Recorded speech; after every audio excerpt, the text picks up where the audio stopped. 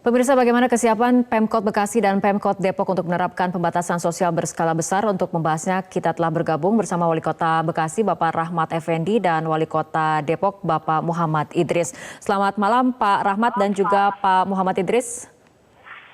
Selamat malam, Mbak Fitri. Apa kabar? Baik, alhamdulillah. Kita ke Bekasi terlebih dahulu, kita ke Pak Rahmat.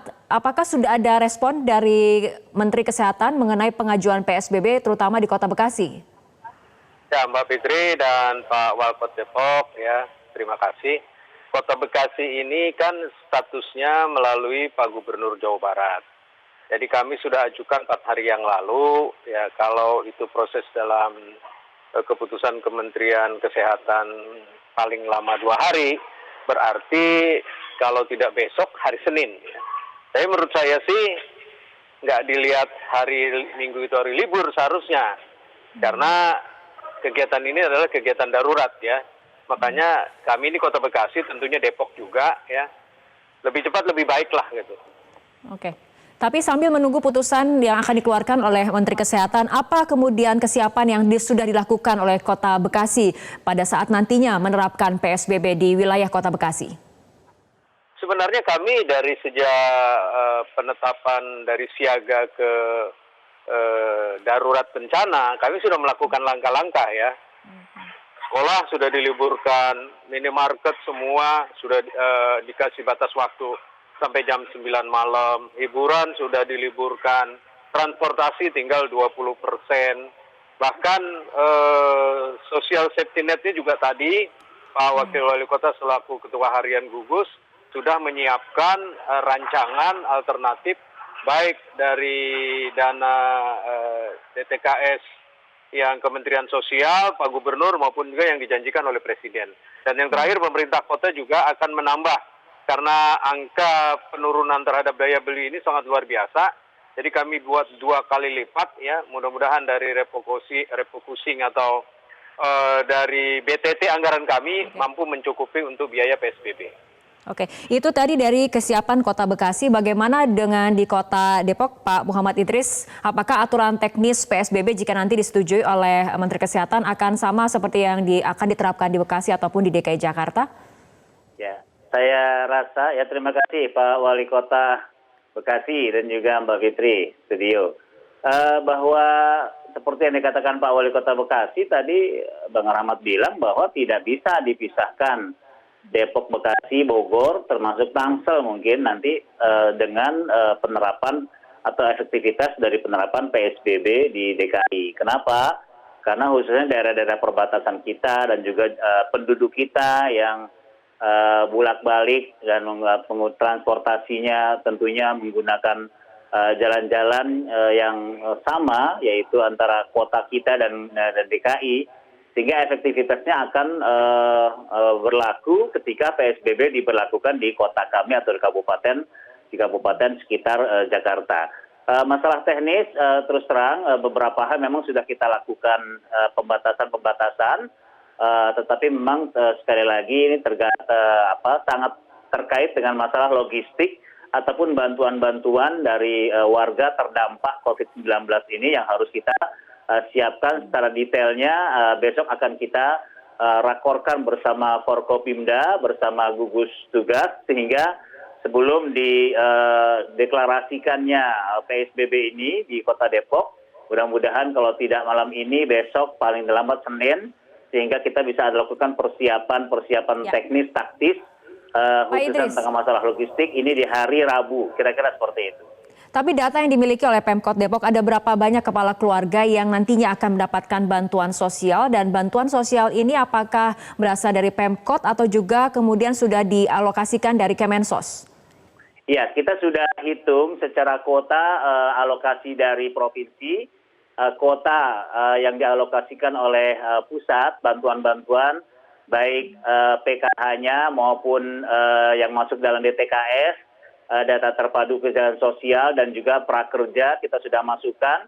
Ada sekitar kalau secara kasar, secara umum ini tidak kurang dari 100 ribu KK seluruhnya.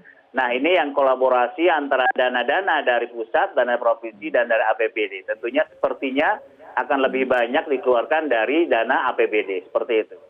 Oke, bagaimana dengan Bekasi, Pak Rahmat Effendi? Ada berapa kepala keluarga yang saat ini terdata yang memang menjadi warga yang terdampak pandemi COVID-19 yang harus diberikan bantuan sosial?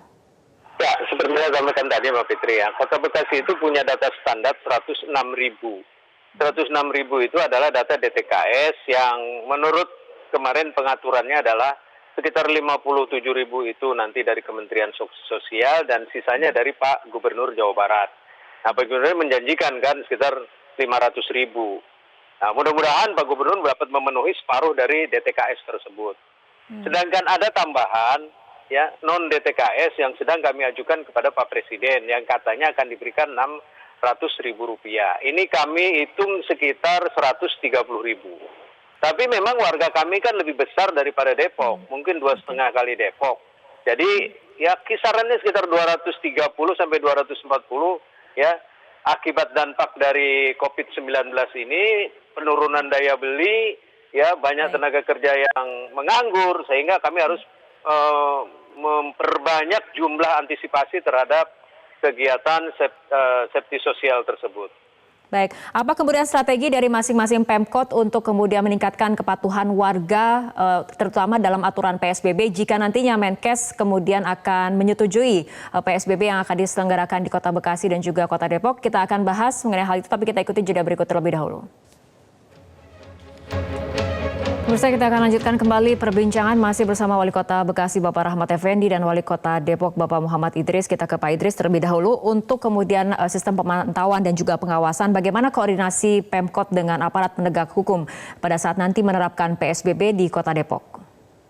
Ya, kita sebenarnya sudah terbiasa dan sudah kita siapkan permasalahan koordinasi ini dengan Forkopimda tentunya, TNI Polri, dari tingkat kota sampai ke bawah, dan juga kita alhamdulillah sudah terbentuk 97%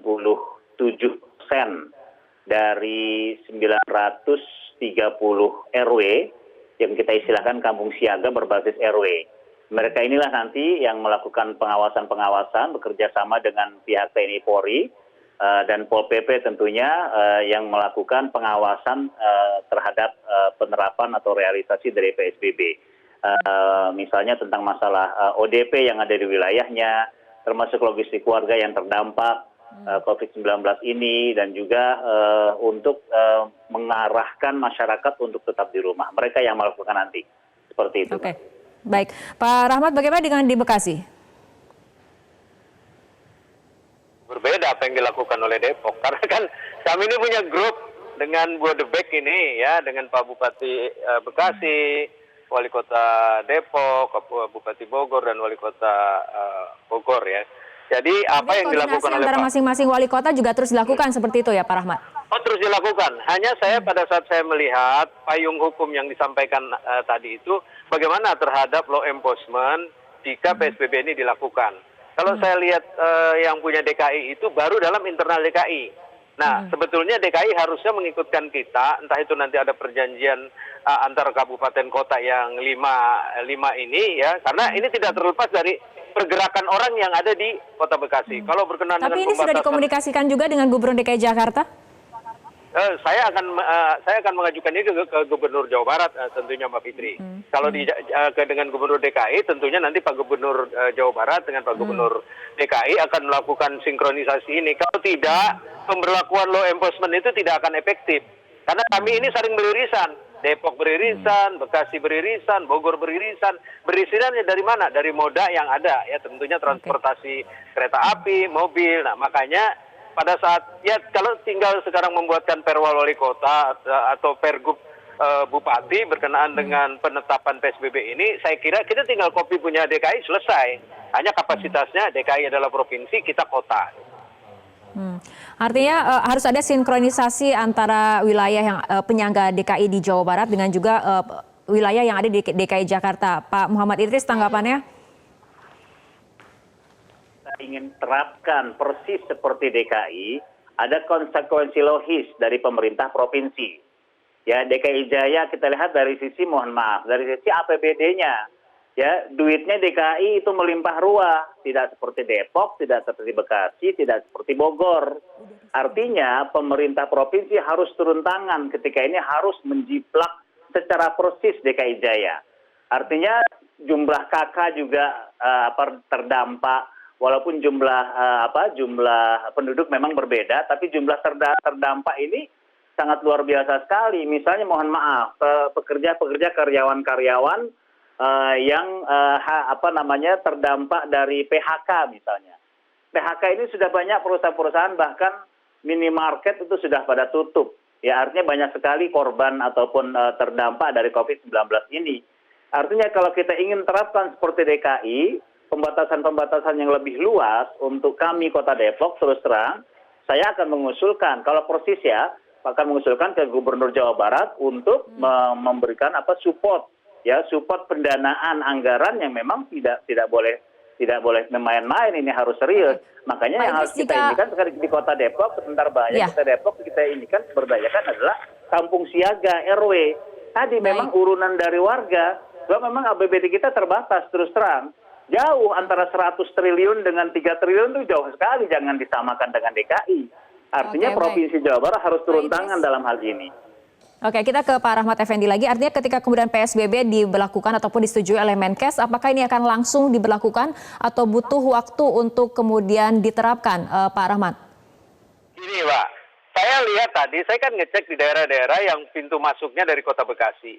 Kita ini sekarang, kemarin saya masih 16, begitu saya data lagi ternyata masih ada jalan-jalan, sehingga ada 29 titik ya, itu ada beberapa kabupaten kota. Saya cek di Jalan Ngurah Rai untuk masuk Jakarta, itu masih ramai sekali, Pak. Masih ramai sekali masuk Jakarta, artinya warga saya masih tetap melakukan aktivitas, ya. Hanya memang sudah ada pembatasan-pembatasan tertentu, ya. Tapi ini kan pergerakan orang nih, yang satu lainnya kita tidak tahu berapa jumlahnya. Artinya memang ini harus betul-betul, ya, DKI sudah menetapkan duluan, kita ikut bersama 5 kabupaten kota yang ada di daerah hinterlandnya ini, daerah penyangganya ini, ya, DKI dengan Pak Gubernur Jawa Barat harus sama-sama ada perjanjian tambahan di antara kita 5 kabupaten kota ini dengan Pak Gubernur. Saya kira itu baru efektif, Mbak. Baik, Pak Rahmat dan juga Pak Idris, kita tunggu bagaimana keputusan dari Menkes terkait penerapan PSBB di Kota Bekasi dan juga Kota Depok. Tapi kemudian ketika diterapkan, kita harapkan ini dapat efektif dan juga optimal untuk memutus mata rantai penyebaran COVID-19. Terima kasih Pak Rahmat Effendi, Wali Kota Bekasi dan juga Wali Kota Depok, Bapak Muhammad Idris telah bergabung sama kami dalam Prime Time News untuk malam hari ini.